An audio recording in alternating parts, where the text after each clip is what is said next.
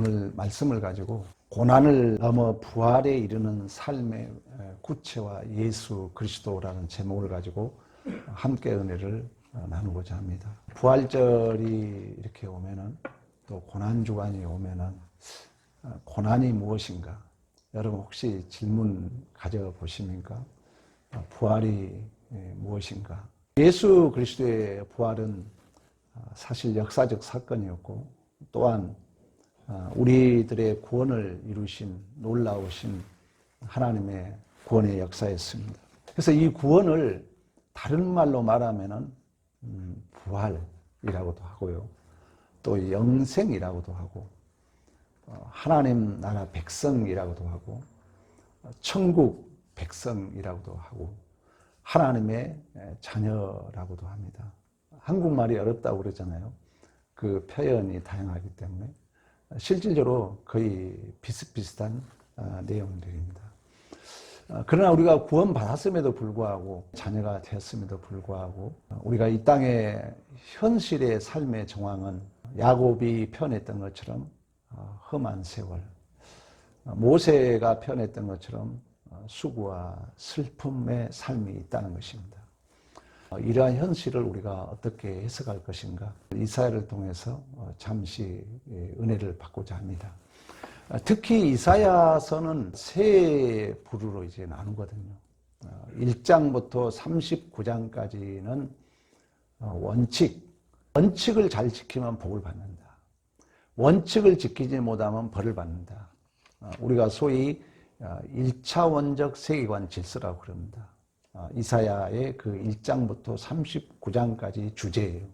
그러나 실질적으로 이스라엘 백성들이 이 원칙을 지키지 못했죠. 586년에 바벨론 포로에 이스라엘이 잡혀갑니다. 포로에 잡혀간 상태에서 하나님이 그냥 내버려 둔 것이 아니라 다시 약속을 하죠. 너희들은 하나님의 기적으로, 하나님의 능력으로, 하나님의 은혜로 구원받을 것이다. 다시 말해 해방될 것이다. 또 다른 말은 너희들이 부활할 것이다. 다 사실 그 시간적 시제가 다를 뿐이지 같은 말이거든요, 사실. 우리가 부활했잖아요. 우리 구원받았잖아요. 그런 것처럼 이제 하나님께서 소위 2차원적 세관 질서를 약속합니다. 너희들은 반드시 하나님의 기적과 능력으로 은혜로 구원받을 것이다. 승리할 것이다. 해방될 것이다. 돌아올 것이다. 예루살렘으로 올 것이다. 오늘 본문에 우리가 새 예루살렘을 약속하고 있는 것처럼. 아닌 게 아니라 이 약속이 또 성취되죠. 70년 포로 이후에 스룹바벨, 에스라, 느헤미야를 통해서 1차, 2차, 3차 이제 포로 기한이 됩니다. 우리도 구원 받았잖아요. 그러니까 하나님 나라로 다시 회복된 거예요. 예루살렘으로 돌아옵니다. 근데 돌아왔음에도 불구하고 여전히 그 1차원적 세관 질서의 그 요구함.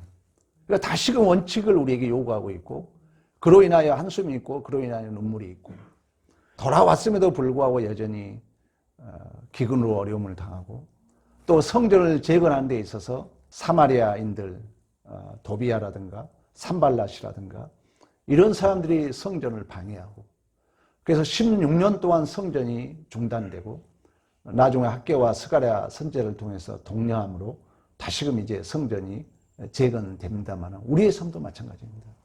우리가 구원받았음에도 불구하고 우리가 부활했음에도 불구하고 또 우리가 하나님의 자녀가 됐음에도 불구하고 하나님의 나라는 이루어졌음에도 불구하고 아직 우리 안에 여러 가지 불만족스러운 일이 있는 현실, 우리가 어떻게 해석할 것인가? 우리는 이미 시제에 대한 얘기는 제가 자주 했습니다. 이미 아직 그 중간지대 속에 아직도 처절한 우리의 영적 싸움이 있다는 것은 제가 자주 얘기했던 것처럼 오늘 이제 우리 65장도 이사야가 그런 배경 속에서 하나님 앞에 호소, 이스라엘 백성들을 구원해 달라는, 구원받았음에도 불구하고 부활했음에도 불구하고 다시금 구원을 호소하는 이 정황, 그때 하나님께서 응답한 내용이 오늘 본문의 내용입니다. 그러니까 우리가 구원받은 자로서의 여전히 이 땅에 이미와 아직 속에 이 긴장 문제, 또 해결되지 않는 문제, 믿음으로 구원을 받는다고 얘기하는 것처럼 믿음으로 우리는 부활의 새 생명을 살게 된 줄로 믿습니다.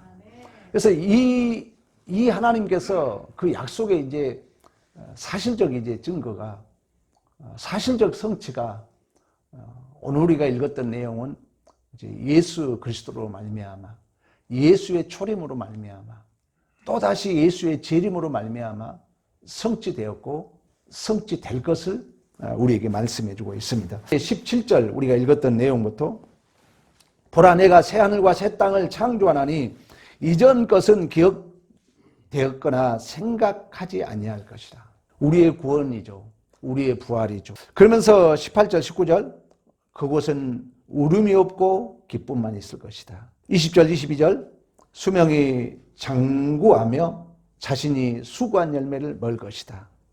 23절, 자손이 길이 복을 받을 것이다. 24절, 하나님의 기도에 즉각 응답할 것이다. 25절, 이리와 어린 양이 함께 먹을 것이며 사자가 소처럼 즙을 먹을 것이며 뱀은 흙을 양식으로 삼을 것이니 나의 성사 안에는 해함도 없겠고 상함도 없으리라. 지금 하나님께서 새 예루살렘에 대한 내용, 또 구원 받았음에도 불구하고 또다시 이미 예루살렘에 귀환했음에도 불구하고 또다시 새 예루살렘에 대한 약속을 하고 있습니다. 저는 이쯤에서 다시 한번 여러분에게 한번 묻고 싶은 게, 우리 부활절이잖아요. 부활이 무엇이냐고 묻는다면 여러분 어떻게 이야기하고 싶습니까? 우리 구원 받았잖아요. 구원이 뭐냐고 묻는다면, 하나님의 백성이 뭐냐고 묻는다면, 새 예루살렘이 뭐냐고 묻는다면, 그곳은 뭐하는 곳이냐고 묻는다면, 저는 어제 설교 준비하면서 그런 고민을 해봤거든요. 근데 우리가 예루살렘에 가면은, 새 예루살렘에 가면 흔히들 그런 얘기 하잖아요. 금은 부화가 있을 것이다. 성전이 금으로 되었을 것이다. 물론 성경에는 홍보석, 녹보석 이러한 것들로 비유하고 있습니다. 이것은 세상의 힘으로 능으로 만들어낼 수 없는 것을 얘기하고 있거든요. 오늘 본문에 새 예루살렘을 얘기하고 있는데, 새 예루살렘을 우리가 한번 이해할 만한 것을 한번 성경 구절 한번 찾아보겠습니다. 우리 요한계시록 한번 가볼까요? 11장 12절, 우리 23절 합독합니다. 시작. 성 안에서 내가 성전을 보지 못하였으니 이는 주 하나님 곧 전능하신 이와 및 어린 양이 그의 성전이심이라. 23절, 그 성은 해나 달의 비침이 쓸데없으니 이는 하나님의 영광이 비치고 어린 양이 그의 등불이 되심이라. 아멘. 이걸 힌트로 이제 준다면은, 부활이 뭐겠습니까? 구원이 뭐냐고 물으신다면, 우리가 구원받았잖아. 하나님의 자녀가 뭐라고 묻는다면, 이 새 예루살렘을 약속했는데 새 예루살렘이 과연 뭐냐? 새 예루살렘이 과연 어디냐? 그걸 성경은 어린 양으로 얘기하고 있다는 것입니다. 성경은 부활이 뭐냐고 제자들이 궁금해할 때 내가 부활이라 그러거든요. 예수님이 부활이라는 것입니다.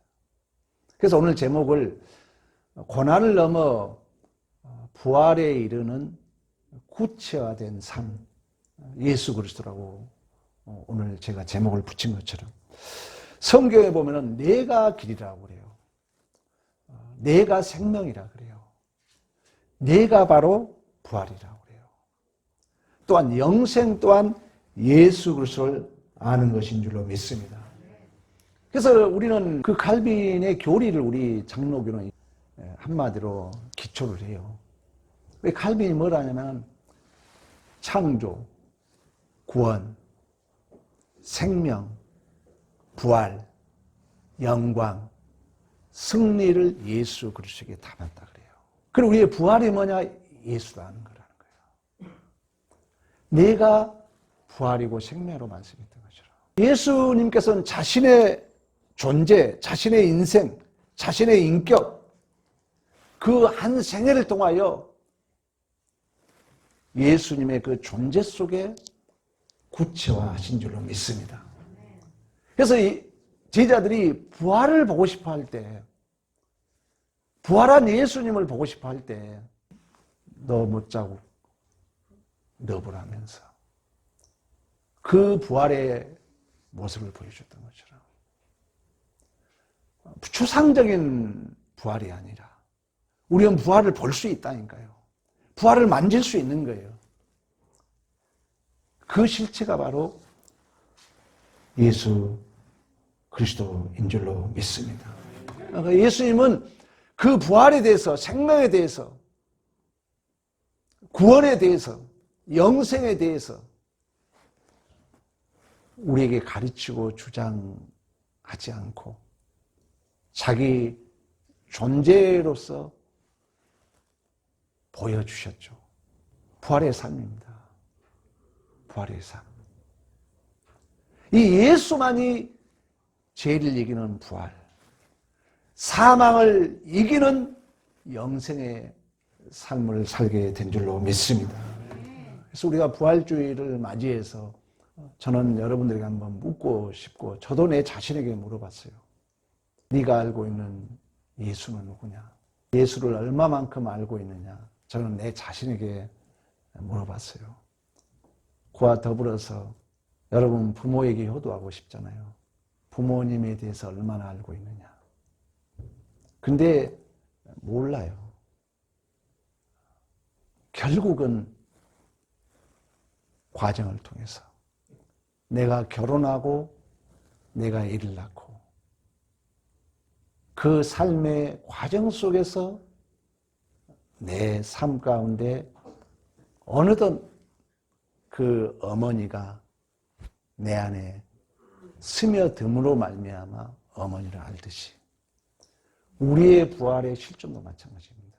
그 예수 자신이 하나님 나라, 부활, 생명, 구원을 구체화시켰는데 아직 우리가 구원받았고 영생을 받았고 우리가 부활했는데도 불구하고 여전히 이미 아직 속에서 험한 세월, 수고와 슬픔의 이 세월, 이 속에서 우리는 다시금 예수님께서 내가 부활이다, 내가 생명이다, 내가 영생이다, 내가 길이다 그러시면서 자기의 한 존재의 인생을 통하여 자기의 인격을 통하여 구체화시켰던 것처럼 우리 안에도 그 예수 생명, 예수 부활이 여러분의 이 광야 같은 수고와 슬픔, 험한 세월 속에서 우리 안에 구체화되어 가고 있는 줄로 믿습니다. 그렇다면 우리는 이 시대, 이 하루 우리에게 주어진 그 만남, 그 사건 우리가 욥기하고도 반복됩니다만 여러분들이 믿음으로 정직하고 진실하게 감당하는 것이 우리의 보상이죠. 또 우리가 그 부활의 삶을 살 수 있는 명예로운 기회인 줄로 믿습니다. 모두가 보기에 오르는 게서 모든 삶의 정황이. 이처럼 우리는 이미 하나님의 은혜로 우리는 구원받았습니다. 우리는 지금 부활의 삶을 살고 있습니다.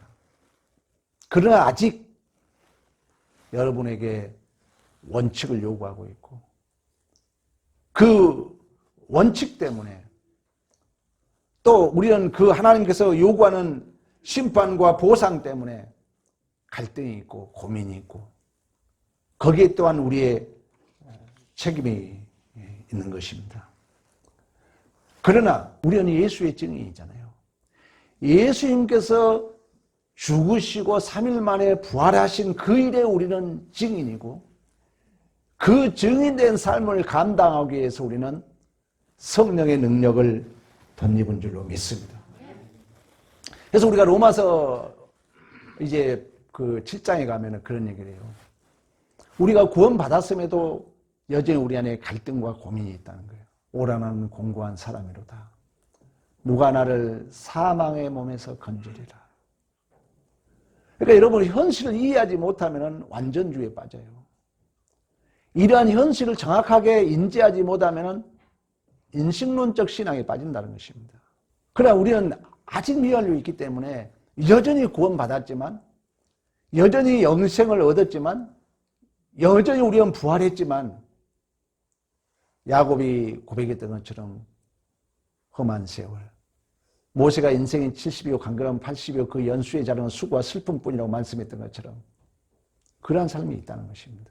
그런데 그 삶이 예수가 자기 자신을 통하여 한 인생을 통하여 한 존재와 한 인격을 통하여 그 영생과 부활을 구체했던 것처럼 또다시 우리는 구원받았지만 부활했지만 또다시 우리는 이 미완료 시대 속에 우리가 신앙을 이해함에 있어서 중요한 게요, 우리 피조물은 반드시 시간과 공간을 감당해야 된다는 거 꼭 아셔야 돼요. 우리 청년들 직장생활 열심히 하잖아요. 이제 4년 10년 되면은 달인이 되는 거예요. 절대 성령 충만함 받는다 해서 5살이 25살 되지 않아요. 그 말은 뭐냐, 성령의 충만을 받아도 우리는 시간과 공간을 감당해야 된다는 거예요. 그러니까 그 시간과 공간을 감당한 만큼 그 열매는 나에게 맺는 거예요. 그러니까 무엇을 하든 간에 우리가 대학 4년 공부, 이제 전공 우리가 석사가 3년, 박사 3년, 약 10년이 걸려요. 10년이 걸리면 무조건 그 사람은 성공자예요. 한 가지 일이에요. 꼭 기억해야 돼. 우리 피조물은 시간과 뭘 감당해야 된다? 공간을 감당해야 된다. 부활이 하늘에서 이루어지지 않습니다. 이 땅에서 역사 속에 이루어지는 거예요. 그래서 그 역사, 그 시간, 그 만남, 그 장소, 그 사건, 그 시간 우리에게 복으로 주어진 줄로 믿습니다. 그래서 우리가 로마서에 보면은 우리는 이미 하나님의 자녀가 됐어요. 이제 성령이 우리의 증인된 삶을 감당하게 해요. 그럼에도 불구하고 그런 의미에서 우리는 고난도 함께 받아야 된다는 거예요. 우리 로마서 한번 찾아볼까요? 로마서 8장 14절 17절 무릇 하나님의 영으로 인도함을 받은 사람은 곧 하나님의 아들이라. 너희는 다시 모수하는 종의 영을 받지 아니하고 양자의 영을 받았으므로 우리가 아바 아버지라고 부르짖느니라. 성령이 친히 우리의 영과 더불어 우리가 하나님의 자녀임을 증언하나니 자녀이면 또한 상속자곧 하나님의 상속자요 그리스도와 함께한 상속자니 우리가 그와 함께 영광을 받게 하여 고난도 함께 받아야 할 것이니라. 아멘. 아무리 교회 열심을 다녀도 여러분 내가 시간 공간 감당하지 않고 바로 구원이 하늘의 공중에서 이루어지지 않습니다. 이 땅에서 이루어지는 거예요. 그러니까 처음에는 이제 구체화가 되지 않기 때문에 의심 생기죠. 불안하죠. 이제 서서히 구체화되어 가는 거죠. 우리의 여러분 신앙입니다. 중요해요. 이것이 우리 피조물에게 주어진 복이라는 걸 알아야 돼요. 내가 주어진 그 시간 장소가 어떠한 장소라 할지 어떤 정황이라도 하나님 우리를 지키시고 우리에게 복으로 주어졌거든요. 내가 아직 구체화되지 않았기 때문에 의문스러울 뿐이에요. 그러나 믿음으로 감당하고 나면은 결코 눈물로 씨를 뿌리는 자 기쁨의 단을 거둘 줄로 믿습니다.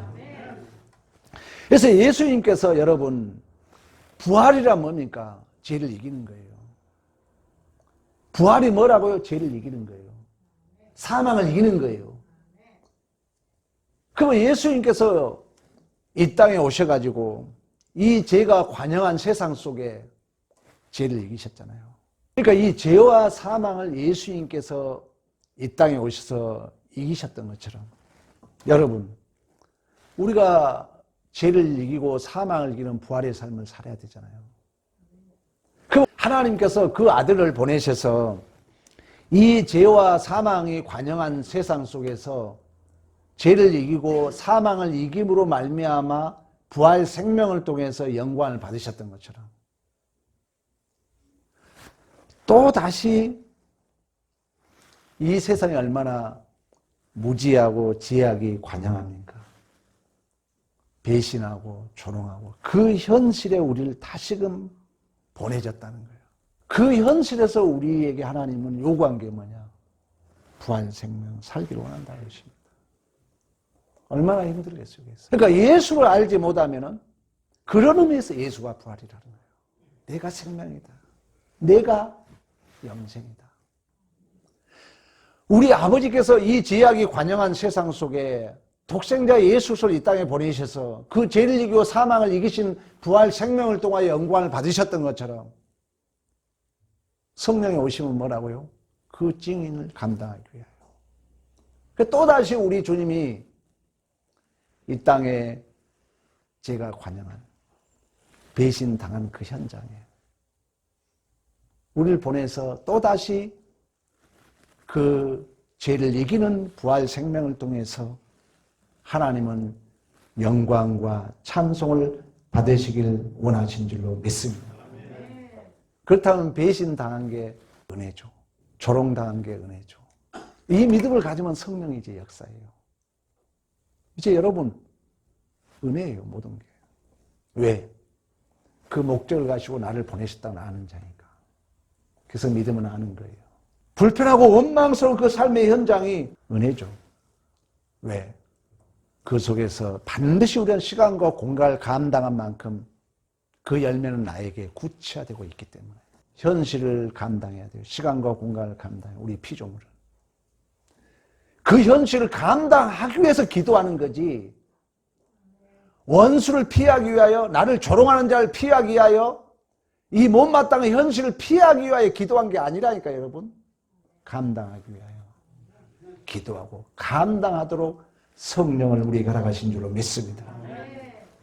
그래서 이제 우리는 이 부활절을 맞이해서 우리 예수님께서 조롱 핍박 그 십자가는 모든 그 현실을 엑기스로 보여준 거예요. 무지한 사람들이 조롱하고 핍박하고 배신하고 엑기스로 보여준 거예요. 거기서 우리 주님이 부활이 뭐라는 걸 보여줘요. 감당해 주는 거죠. 생명이 뭐라는 걸 보여줘요. 추상적인 게 아니라니까 여러분. 생명은 보이는 거예요. 눈에. 성령이 얘기하잖아.